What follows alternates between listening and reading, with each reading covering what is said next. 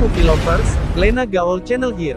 Kali ini film yang akan kita ulas adalah film action yang berjudul Black Widow. Tanpa perlu basa-basi lagi, mari langsung aja kita lihat alur filmnya.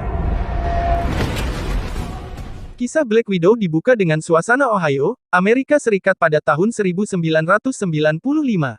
Saat itu, Natasha Romanoff yang merupakan seorang gadis tomboy sedang bermain dengan adik perempuannya Yelena Belova. Saat Yelena terjatuh, ibu mereka, Melina Vostokov datang untuk menenangkan Yelena. Kembali ke rumah, Melina dan anak-anak menyiapkan makan malam. Di tengah makan malam, ayah mereka, Alexei Shostakov tampak gusar. Melina dan Alexei adalah mata-mata Rusia. Keduanya sedang menyamar untuk menjalankan sebuah misi. Misi mereka membuat mereka diburu oleh agen federal. Alhasil mereka harus meninggalkan rumahnya di Ohio menuju Kuba. Perjalanan menuju Kuba diwarnai dengan kejar-kejaran dan tembak-menembak antara Alexei dengan agen federal. Tiba di Kuba, Melina yang sempat tertembak langsung dibawa tentara Dreykov. Natasha dan Yelena, yang sempat melawan untuk dibawa akhirnya hanya bisa pasrah karena bius yang disuntikkan pada mereka membuat mereka pingsan. Meskipun dipisahkan, namun keduanya sama-sama dibawa ke Red Room untuk dilatih menjadi pembunuh dan agen rahasia. 21 tahun kemudian, Natasha menjadi buronan karena telah melanggar kesepakatan Sokovia Accords. Penangkapannya yang dipimpin Tadeusz Ross gagal. Hal ini dikarenakan Natasha tidak berada di tempat yang dikepung oleh tim SWAT, melainkan sedang berada di atas kapal menuju Norwegia.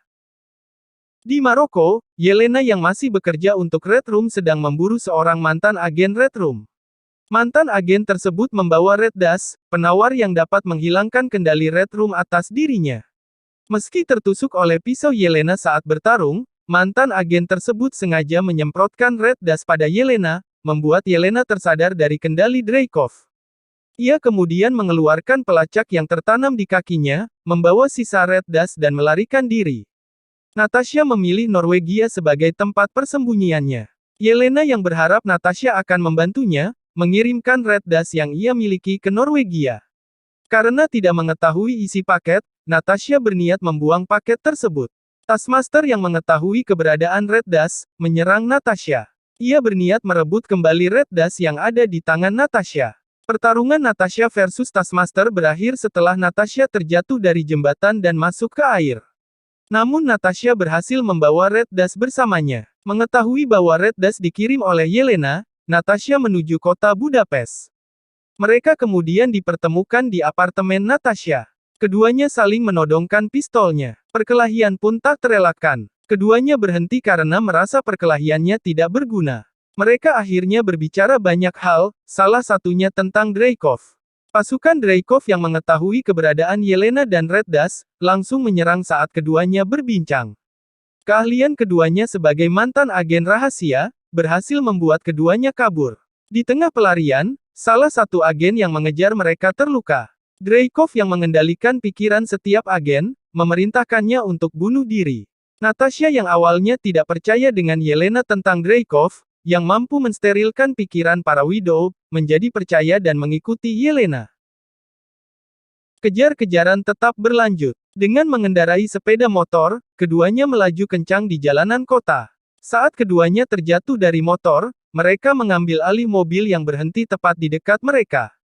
Taskmaster terus memburu keduanya, bahkan menembakkan peledak ke mobil yang mereka kendarai. Mobil pun meledak dan terguling hingga ke jalur kereta bawah tanah. Yelena terluka di lengannya. Namun mereka harus tetap berlari, karena Taskmaster terus mengejar mereka. Pengalihan yang dibuat Natasha berhasil menyelamatkan keduanya. Keduanya kemudian melanjutkan pelariannya. Natasha mengatakan pada Yelena bahwa ia berencana untuk menyerang Red Room dan membunuh Dreykov.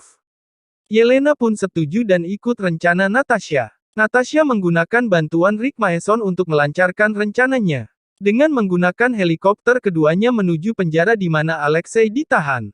Mereka menduga Alexei mengetahui di mana Red Room berada.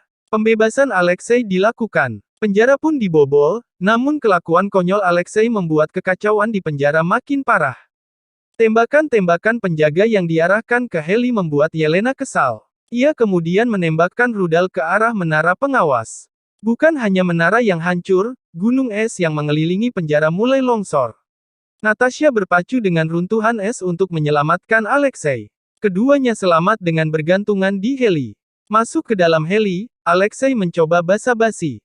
Namun ternyata Yelena marah dan menyalahkan Alexei atas apa yang menimpanya. Pembahasan pun berlanjut tentang Red Room. Alexei mengatakan bahwa ia tidak mengetahui di mana Red Room. Ia bahkan membenci Dreykov yang telah memenjarakannya. Alexei menyarankan menemui Melina, karena Melina adalah ilmuwan dan ahli strategi yang bekerja untuk Red Room dari jarak jauh. Heli terjatuh karena kehabisan bensin, bahkan sebelum mereka tiba di Saint Petersburg di mana Melina berada. Ketiganya melanjutkan perjalanan dengan berjalan. Mengetahui ada yang mendekati kediamannya, Melina bersiap-siap dengan senapannya. Melihat yang datang adalah keluarga palsunya, Melina hanya bisa terdiam. Melina mengundang keluarga palsunya untuk makan malam. Percakapan yang terjadi di meja makan meskipun sedikit kaku tetapi tetap membuat semuanya merasakan layaknya sebuah keluarga benaran.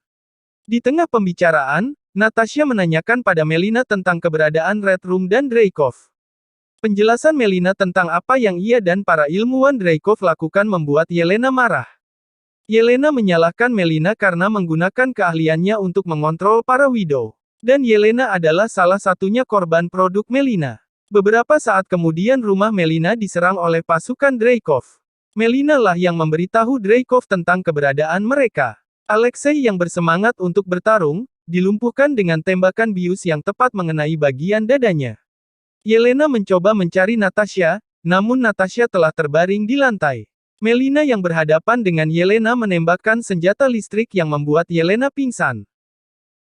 Dengan menggunakan pesawat, Natasha, Yelena dan Alexei yang dalam kondisi pingsan dibawa menuju Red Room. Red Room sendiri tidak berada di bumi, melainkan dibangun mengambang di atas langit. Itulah mengapa tak seorang pun bisa menemukan Red Room dan menangkap Dreykov. Tiba di Red Room, Melina melihat para widow sedang berlatih, kemudian menemui Dreykov. Sementara di sel tahanan di mana Alexei dan Natasha dikurung, Alexei mengungkapkan isi hatinya. Tak lama pintu sel terbuka. Melina merobek topeng Natasha yang ia gunakan untuk menjalankan rencana mereka. Melina lah yang merancang sel tersebut, itulah mengapa ia bisa membuka pintu sel dengan mudah. Melalui earpiece yang terpasang di telinga, Melina langsung menyuruh Yelena untuk melepaskan diri menggunakan pisau yang Melina selipkan di saku celana Yelena. Di ruangan Dreykov, penyamaran Natasha telah diketahui Dreykov. Namun bagaimanapun juga rencana tetap harus berjalan. Melina kemudian menyuruh Yelena untuk membebaskan para widow dengan menggunakan Red Dash. Alexei berhadapan dengan Taskmaster yang datang untuk menghentikan mereka.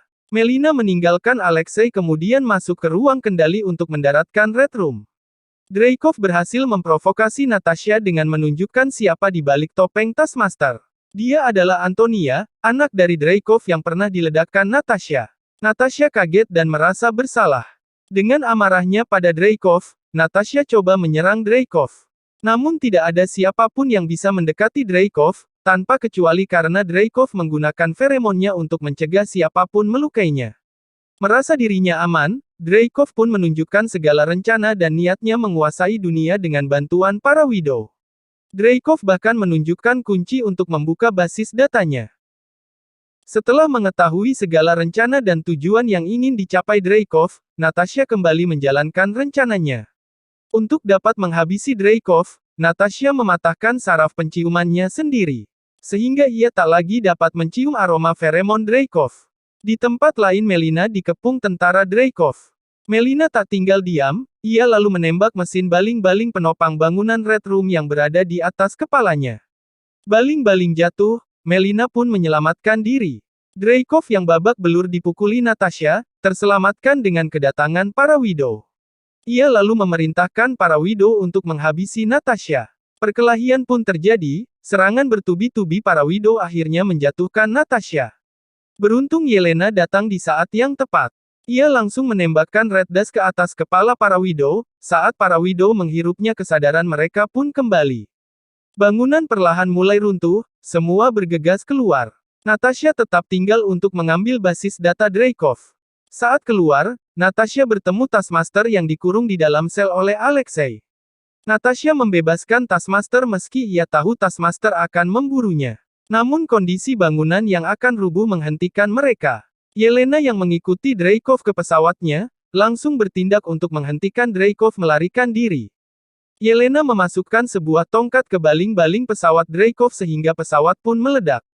Yelena terhempas akibat ledakan. Natasha dengan sigap berlari menyelamatkan Yelena. Berhasil mengejar Yelena, Natasha langsung memasangkan parasut ke tubuh Yelena. Melihat Taskmaster mendekati mereka, Natasha melepaskan Yelena untuk menyelamatkannya. Taskmaster terus memburu Natasha. Di antara reruntuhan bangunan keduanya tetap berhadapan. Mendekati tanah, Natasha membuka parasut Taskmaster, sehingga mereka berdua tidak membentur tanah saat mendarat. Pertarungan pun dilanjutkan. Natasha yang dari awal tidak menginginkan pertarungan akhirnya berhasil melumpuhkan Taskmaster.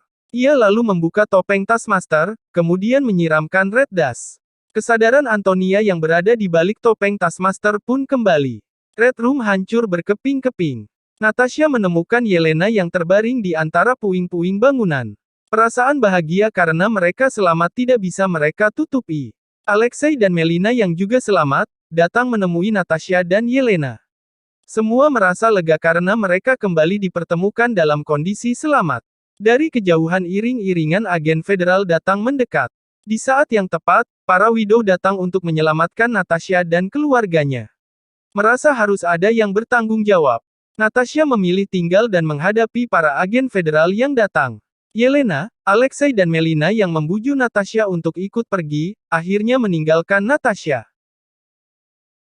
2 minggu kemudian, Natasha kembali menemui Rick Mason untuk minta bantuan. Rick Mason menyediakan pesawat yang diminta Natasha. Saat Rick bertanya apa yang akan Natasha lakukan, Natasha menjawab akan menolong keluarga keduanya, yakni para Avengers. Natasha pun menuju pesawat dan lalu menerbangkannya. Kisah Black Widow pun berakhir saat pesawat menjauh.